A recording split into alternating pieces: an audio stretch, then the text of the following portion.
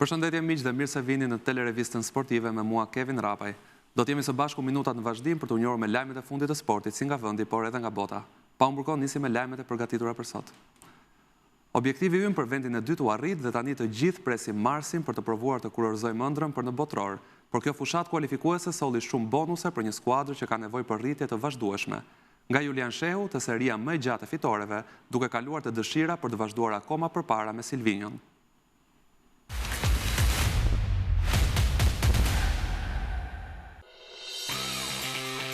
Mendja e përqendrimit tani është postuar në Mars, ndërsa nga enjtja e shortit do të nisë puna për të përgatitur gjysmëfinalen e play-offit në varësi të kundërshtarit. Kuqezin kanë përmbushur objektivin e tyre duke kapërcyer skepticizmin se mund vendoseshin përpara Serbisë në atë vend të dytë, i vetmi disponueshëm me Anglinë superfuqi në grupin tonë. Sidoqoftë, Silvinio e djemtë të tij treguan që mund përballojnë sfidat e këtij niveli me arritjen për herë të parë në një play-off botrori.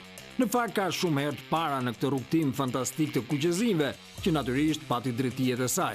Pas një Nations League për t'u harruar, Silvinio kaloi nga dëshira e tifozëve për ta shkarkuar të ajo për të rinovuar menjëherë me të. E kjo mbi të gjitha për fitoren e parë në fushë në Serbi, në atë ndeshje në Leskovac ku u harruan të gjitha mëkatet me një gol të manajt që ndezi zemra dhe rigjeneroi krenarinë. Asnjëherë më parë Shqipëria nuk kishte bërë 5 fitore radhazi, duke futur këtu sukseset me Letoninë, Serbinë e Andorën e fitoren në miqësore me Jordaninë e Gibraltarin. Kemi fituar natyrisht besim e ndërgjegjësim për rezultatet e për mënyrën si u përballëm me Anglinë, se mund të luajmë kundër kujdo. Pa 3 luanat kemi lejuar vetëm një prekje rjete nga 5 në total në këtë fushat, ku jemi përulur vetëm ndaj formacionit të Tuhel, një prej pretendentëve të mëdhej për të kthyer Kupën e Botës në shtëpi, sepse anglezët në turneun e 2026 do të këndojnë sërish, këtë herë me më shumë bindje, It's Coming Home. Por mbi të gjitha kemi rifituar lojtarë si Hysa e Hoxha, gjithnjë më konfident në fushë, e kemi zbuluar një lojtar si Julian Shehu, që i bëri të gjithë dakord. Praktikisht kemi arritur duke përfituar shumë me një objektiv, e tani presim të kompletojmë misionin.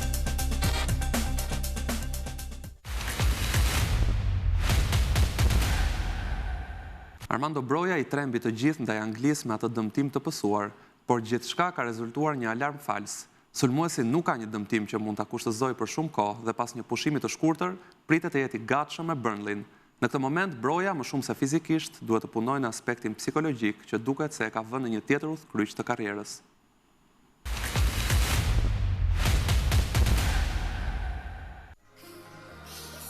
Armando Broja nuk po kalon një moment të mirë në karrierë, madje duket në një udhkryq të madh. Pas atyre episodeve jo të këndshme gjatë festës fitores me Andorën, tekniku Silvinio e uli në pankinë ndaj Anglisë për të aktivizuar vetëm në minutën e 75 në vend të Bajramit. Por pas vetëm afro 15 minutash, sulmuesi reklamoi dhimbje të forta në pjesën e kaviljes, aq sa kishte të pamundur të dilte me këmbët e tij nga fusha dhe u nxor me barel. Në këtë moment, përveç dëmtimit, u vure edhe një gjendje shumë e rëndë mentale pasi 24 vjeçari shpërtheu në lot dhe shfaqi dobësi të mëdha emocionale. Në çast u krijua ideja e një dëmtimi të rëndë në pjesën e kaviljes dhe dalja me barel nga fusha është ndëroi në bindje, por burime pranë stafit mjekësor të kombëtares për TSH Sport japin lajme të mira në lidhje me sulmuesin. Bëhet me dije se Broja ka psuar vetëm një çekuilibrim momental në kavilje që i ka krijuar dhimbje të forta, por nuk është serioze dhe nuk pritet ta kushtëzojë për të ndërtuar vazhdimsi me Burnley. Gjithçka pritet kaloj me një pushim të shkurtër. Në fushë mjekët kanë vënë re një lloj frike të tepruar të sulmuesit, ndikuar nga dëmtimet e një pasnjëshme që nuk po e lejojnë të përparojë dhe të krijojë markën e tij në Premier League dhe në kombëtare. Që nga dëmtimi i rënd në ligamentet e gjurit në verën e vitit 2023 në një miqësore të Chelsea, Broja ka parë veten jashtë fushave në plot 561 ditë në arkun e pak më shumë se 2 viteve. Fillimisht rehabilitimi i dëmtimit të rënd dhe më pas problemet në tendinën e akilit dhe në pjesën e gjurit e kanë detyruar shtatlartin të ndalet her pas here. Për shkak të këtyre dëmtimeve, Broja ka humbur të paktën 75 ndeshje mes klubeve dhe përfaqësueses. Më shumë se me gjendjen fizike, sulmuesi duhet punojë për të ringritur psikologjikisht.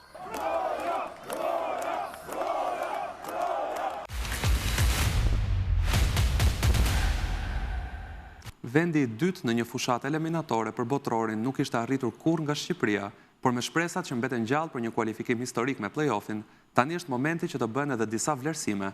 Në 8 ndeshje kishte zbulime, lojtar në ngritje, por edhe zhgënjime.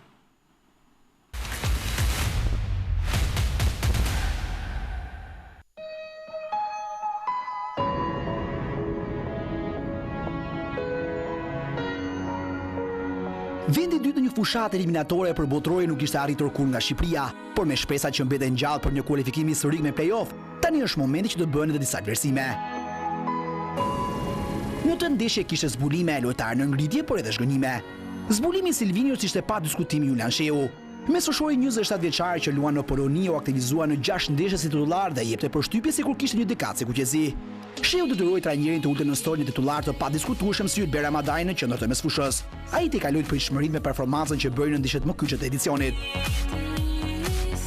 Ndërsa tre lojtarët që edhe në ngritje duke i dhënë një shtysë madhe kombëtares për objektivin ishte mbrojtësi Elcejt Hyca, i mesoshori Krisen Asllani dhe sulmuesi Reimanaj. Për Shkodranin ndeshja kur i shpigu veten ishte ajo kundër Serbisë në Air Albania, aty ku rrëmbeu një penallti. Në 5 ndeshje që u aktivizua, Hyca i dha krah skuadrës me eksperiencën e madhe. Nga ana tjetër u pa një Aslan më i pjekur dhe që këtë herë duri në skenë si golashënues duke i dhënë skuadrës 6 pikë fal rritave në ndeshjet me Letoni dhe Andorën. Bashkë me portierin Strakosha, Elbasanas ishte lojtari më i aktivizuar nga Silvinio këtë kualifikuese. Një tjetër lojtar në rritje ishte Mana, i cili udhëhoqi kuqezit me 3 gola duke bërë bomberin. Veçanërisht goli në Serbi ishte ai që vulosi gjithçka për sulmuesin kuqezi. Mbi të gjitha, kohë e dha të drejtë Silvinios që besoi te sulmuesi loshnjar dhe atëherë kur u kritikua pa mas në ndeshjen e parë ndaj Serbisë aty ku shpërdoroi penallti. Ndërsa për lojtarët në rënje mund të futet ai që konsiderohet si premtimi më i madh i futbollit shqiptar, Armando Broja. Kontaktet me golin i ka humbur në ndeshjet eliminatore, ndërsa e aktivizuar më shumë se sulmuesi djathtë, i cili ti nuk u ngritën asnjëherë në nivelet që të gjithë presin nga Broja. Dëmtimet e shpeshta, mungesa e golave dhe lodhet pas ndeshjes me Andorën mund të tregojnë shumë, por është vetëm 24 vjeç dhe ringritja e sulmuesit mund të vijë së shpejti. Te lojtarët në rënje futet dhe Yasir Hasani dhe Ylber Ramadani. Dy herojtë e Silvinios në kualifikimin e dytë në Europian janë kthyer tashmë në lojtar stoli duke marrë minuta me pikatore. Një rënje e lirë e tyre, por edhe humbje besimi nga vetra njëri brazilian. Nëse Ramadani ndjen konkurrencën me Sheun, fakti është se Shqipërisë i mungojnë golat e Hasanit, por ky i fundit e pa fushën vetëm në ndeshjen e parë me Anglinë dhe më pas Silvinio thjesht e grumbulloi.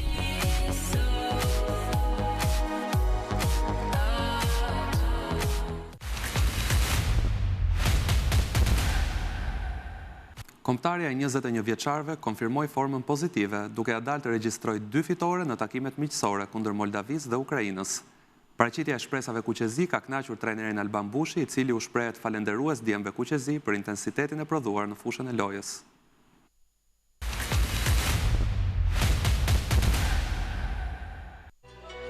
Shqipëria deri në 21 vjeç dëshmon se ka bërë progres të jashtëzakonshëm e për rrjedhoi kanë hipotekuar në miqësore 2 fitore në harkun e 4 ditëve ndaj Moldavisë dhe Ukrainës. Shpresat e drejtuara nga Alban Bushi imposhtën fillimisht Moldavinë në transfer me rezultatin 1-0, ndërsa mbrëmjen e së hënës mundën pastër 2-0 Ukrainën në Elbasan Arena. Pas fitores në shtëpi kundër ukrainasve në një prononcim për FSHF.org, trajneri Bushi u shpreh i kënaqur jo vetëm për rezultatet në këto 2 ndeshje, por edhe me paraqitjen e skuadrës së tij në të gjitha komponentët. Kemi të kënaqur, 2 ndeshje, 2 fitore, nuk është se kishim menduar apo ndërruar. Ne gjithmonë futemi për të fituar ndeshjet, po se si erdhi kjo e dyta, jam shumë i lumtur sepse luanim me kundërshtar shumë fort. Pra Ukraina është një nivel shumë i lartë. Mund të them që është rangu i Gjermanisë dhe rangu këtyre ekipeve që janë nivel goxha më mirë se ne. Mëtej tekniku i shpresave kuqezi Alban Bushi vlerësoi skuadrën e tij veçanërisht për shpirtin e garës në fushën e lojës. Dua t'i falenderoj se vrapuan shumë, luftuan shumë jashtëzakonisht. Jam shumë i lumtur sepse kur e shef që ekipi lufton, sakrifikon dhe kanë shumë qëllim për ta mbrojtur atë rezultat, atëherë edhe ne ndihemi mirë.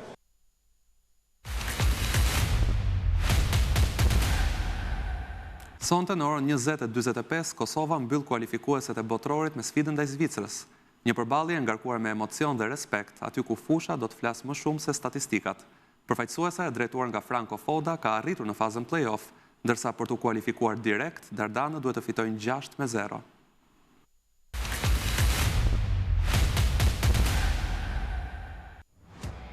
Në mbrëmje, stadiumi Fadil Vokri do të jetë skena e një prej ndeshjeve më të rëndësishme të historisë. Kosova pret Zvicrën në sfidën e fundit të kualifikueseve për Kupën e Botës.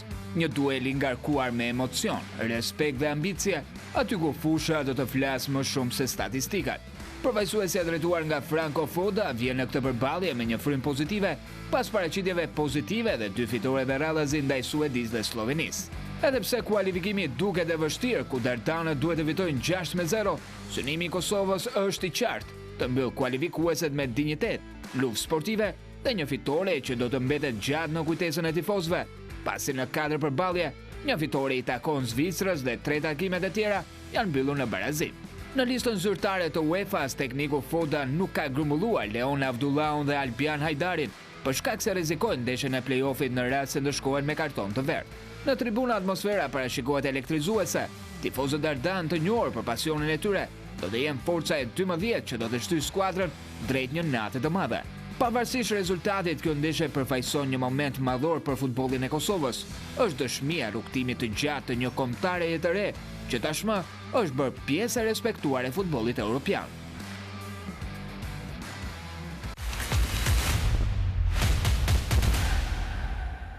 Java e 12 në Abisnet Superiore do të luhet këtë fundjavë më 22 dhe 23 nëntor. Ditën e shtunë në program për të zhvilluar janë takimet Vorat e Uta dhe Egnatia Bylis në orën 16, ndërkohë Dinamo mat forcat me Elbasani në orën 19. Të dielën flamurtari luan me Tiranën, teksa 90 minutë shi që përmbyll raundin e 12 të superiores është sfida mes Partizanit dhe Vllaznis, e cila do transmetohet në RTS1.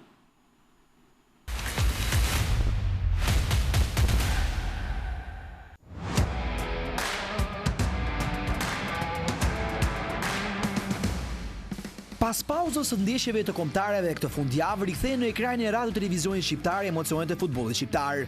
Java e 12 në Abisnet Superiore do të luhet këtë fundjavë, teksa në program ditën e shtunë janë 3 sfida të jetë interesante.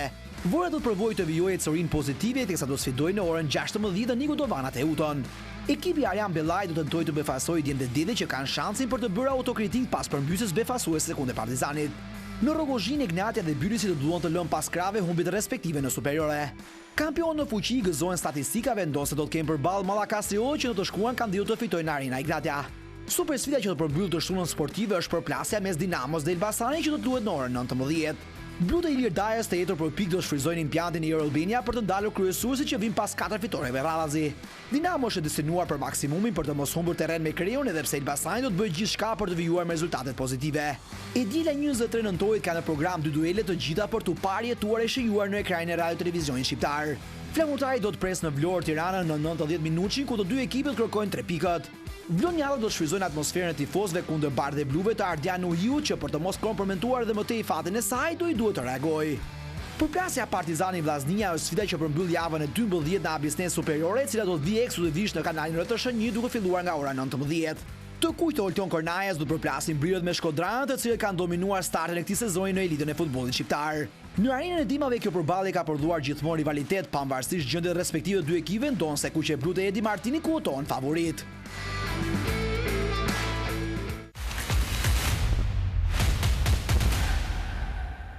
Qitja shqiptare vjen me medalje nga kampionati botror në Kairo. Henry Rufa dhe Sabina Hoti kanë marrë medaljen e bronz në target speed, teksa janë renditur të tretët. Ky ishte një sukses për qitjen shqiptare, e cila shpreson që me këtë çift mund të ketë edhe arritje më të mëdha në aktivitetet e tjera ndërkombëtare.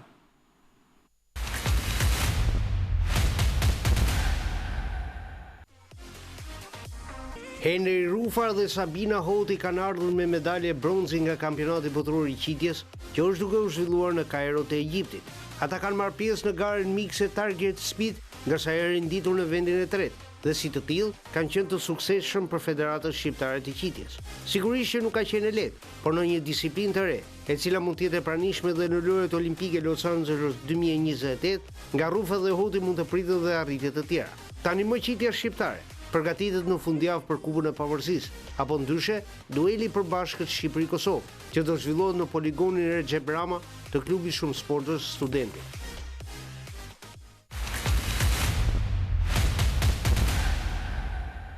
Mundja nuk ka mundur t'i dhurojë medalje Shqipërisë në lojrat e solidaritetit islamik në Riyadh. Gjatë së hënës është dëmtuar Zelimkan Abakarov, ndërsa më parë ishin dëmtuar Shermen Valiev dhe Islam Dudaev. Dhe i gjithë përfaqësimi i Shqipërisë ka mbetur në 2 medaljet e argjendta të Enkileda Carjes në peshngritje.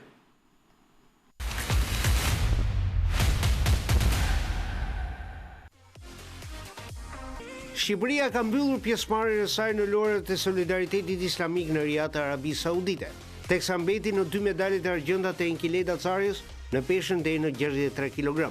Shpresat ishin të mëdha në mundje, por Zelimkan Abakarov, të paktën dhe sipas burimeve zyrtare në Komitetin Olimpik Kombëtar Shqiptar, është dëmtuar të hënën gjatë shërbitjes, dhe si i tillë nuk mund të konkurrojnë të njëjtën në stilin e lirë. Nëse Shermen Valiev, në kampioni botës në mundjen e lirë, dije për shkak të dëmtimit në gjuhë, teksa ka bërë dhe ndërhyrjen, I dëmtuar ishte dhe Islam Dudaev.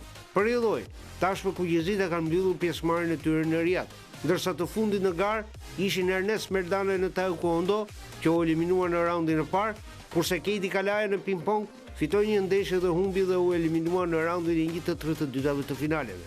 Përfundimisht, vetëm 2 medalje argjendin e peshkngritje.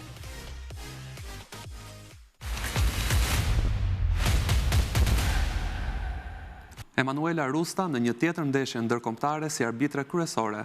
Këtë të njëjtë do të jetë në Champions League-ën e futbollit të vajzave për ndeshjen Twente Atletico Madrid. Mirela Salla, Edjena Kapxhiu, Kesi Tafili, Kreshnik Bajramaj dhe Albert Doda do jenë pjesë e trupës së saj në ndeshjen në Holland.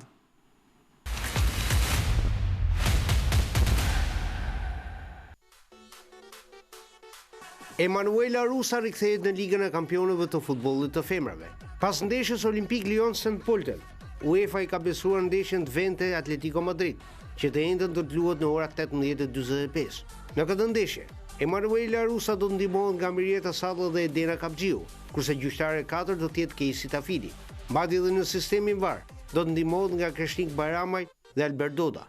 Emanuela Rusa dhe pjesëtarët e saj të trupës së arbitrave do të vëzhgohen nga italiania Graciela Pirriatore, kurse delegate UEFA-s do të jetë Bullgaria Desislava Ralkova.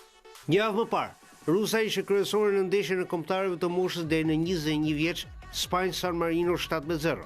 Pa harruar që në kategorinë superiore ka arbitruar Partizani Vora 1-0 dhe Bylis Flamurtari 0-1. E në tërësi, ky është vlerësim nga UEFA për Emanuela Rusën, që javë pas javë është kryesore në arenën ndërkombëtare.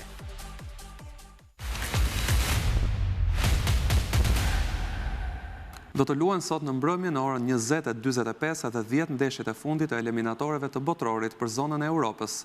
Do të përcaktohen edhe skuadrat e fundit që kualifikohen direkt, si edhe ato që do të shkojnë në play-off, ndërsa vendimtare konsiderojnë përballjet Skoci, Danimark dhe Austri, Bosnjë Hercegovinë.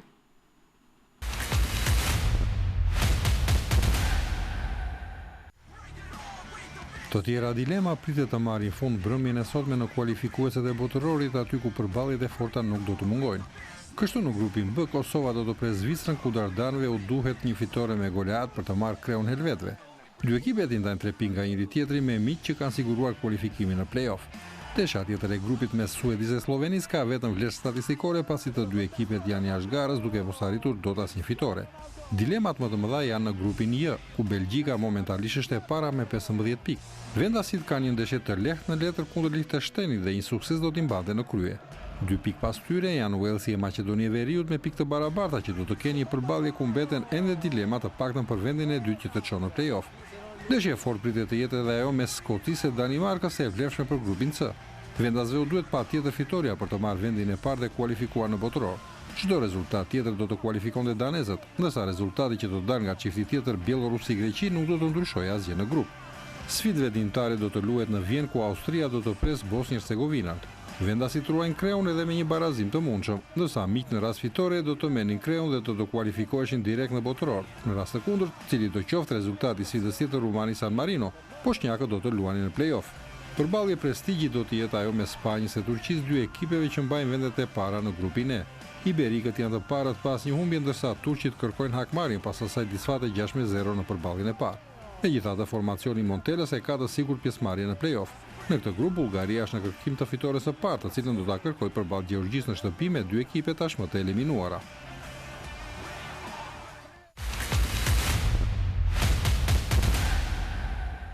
Mbrëmjen e së hënës janë luajtur 6 ndeshjet e tjera të vlefshme për kualifikueset e botrorit 2026, ku realizuan 27 gola në total.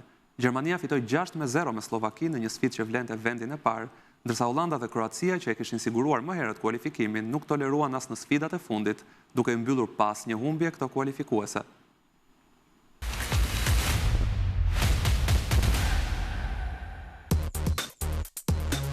Nuk e ka gabuar Gjermania në Leipzig ndeshjen e fundit direkte të kualifikueseve të botërorit dhe triumfoi 6-0 përballë Slovakisë, e cila tentoi surprizën por pa ja dalë dot. duke u kënaqur në fund me vendin e dytë në grupin A që e dërgon në play-off. Pancerat vendosën diktatin që në pjesën e parë të cilën e mbyllën në avantazh të 4 fisht ku spikati 2 golçi i Sane. Të kota përpjekjet e miqve në pjesën e dytë për të shënuar të paktën 1 gol, ndërsa vendasit realizuan edhe 2 herë të tjera duke festuar në këtë mënyrë me goleat përballë publikut të vet në Red Bull Arena kualifikimin në botëror. Me të njëjtin rezultat edhe Republika Çeke mundi Gibraltarin në ndeshjen e fundit për grupin L.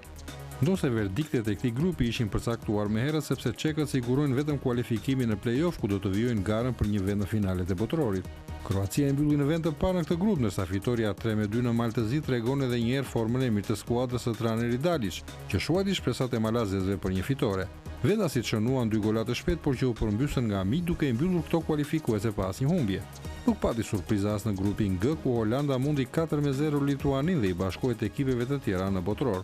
Tulipanët mbyllën në avantazh minimal pjesën e parë, ndërsa në të dytën shënuan edhe 3 herë të tjera duke festuar përballë publikut të vet kualifikimin në botëror.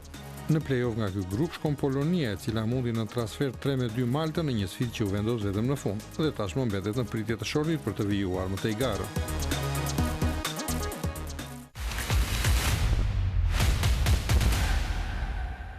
Të gjithë personat që do të kenë një bilet për të ndjekur ndeshjet e botrorit 2026 do të kenë lehtësira për të marrë vizën amerikane.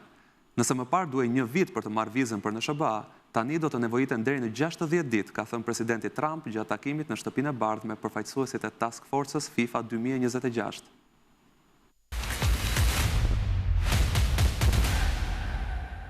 Good afternoon. I'm delighted to welcome FIFA President Presidenti i SBA-s Donald Trump është shprehur se Shtetet e Bashkuara të Amerikës do të prezantojnë një sistem prioritar për të gjithë ata persona që janë të pajisur me bileta dhe do të udhtojnë drejt SBA-s për të ndjekur 104 ndeshjet e botërorit të futbollit, që do të luhen në tokën amerikane vitin e ardhshëm.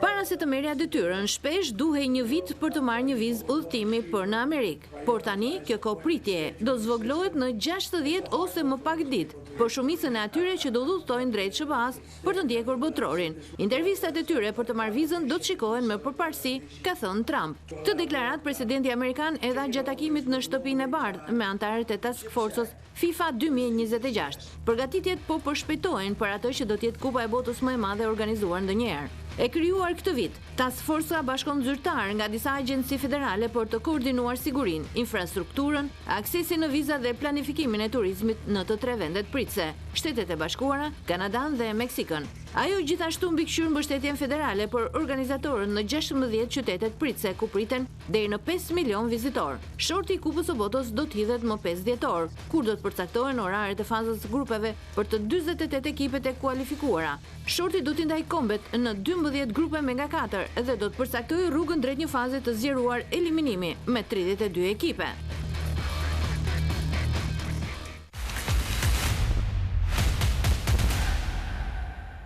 Kjo ishte gjithçka përgatitur nga Telerevista Sportive dhe kolegët e RTS Sport për ditën e sotme. Faleminderit që ishit me ne dhe shihemi sërish nesër.